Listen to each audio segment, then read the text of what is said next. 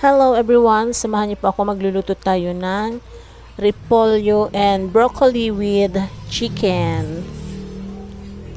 Simple recipe at the same time, budget friendly and healthy. Syempre, gulay-gulay lang muna tayo mga ka-grandma. Mahal po ang mga bilihin kaya gulay-gulay lang muna tayo. Pero healthy naman po kahit gulay. So, umpisa na po natin ang pagluluto. Nagpainit na po ako ng kawali and then nilagyan ko na rin po ng mantika.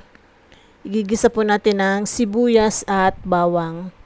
Hindi po ako gagamit ng kamatis sa paggigisa.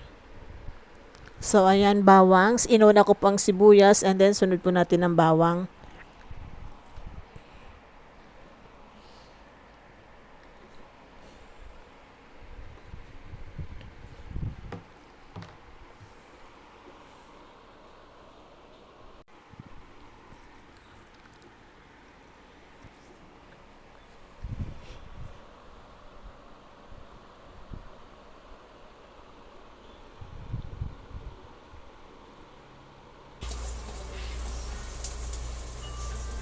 And then, isunod na po natin yung manok. Ito po yung sahog sa ating repolyo and broccoli.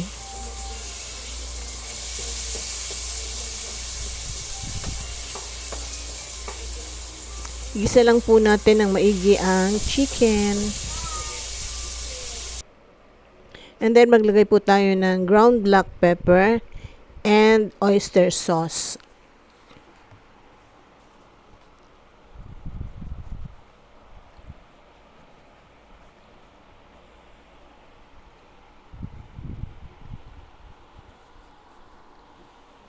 And then, haluin po natin.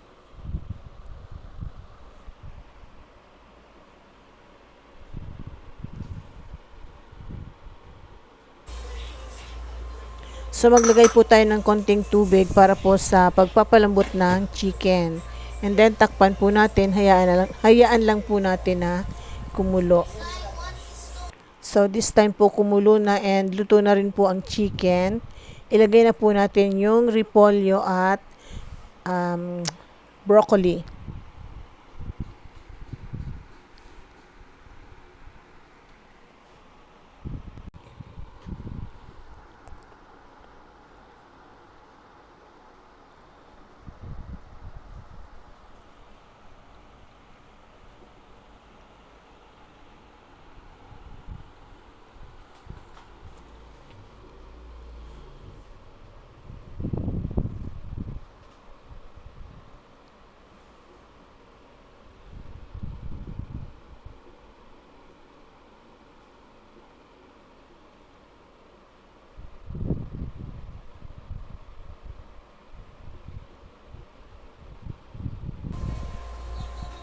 And maglagay din po tayo ulit ng konting tubig.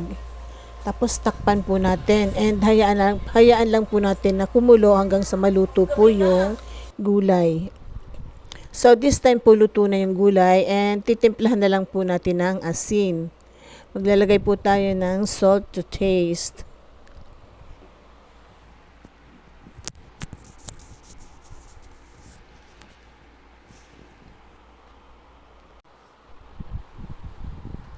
And maglalagay din po ako ng atsuete para po medyo may kulay yung ating gulay. Maputla daw po kasi sabi ng asawa ko. So, lagyan po natin ng atsuete.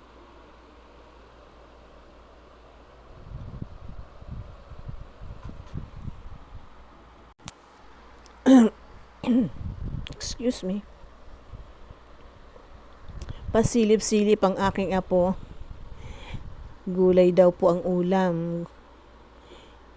Hindi kasi sila masyadong mahilig sa gulay. Pag po gulay ang ulam namin, sabaw lang ang kanilang inuulam.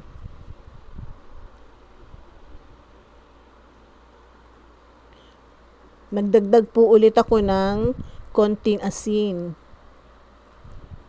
So, this time haluin na po natin. So, eto na po yung ating repolyo and broccoli with chicken.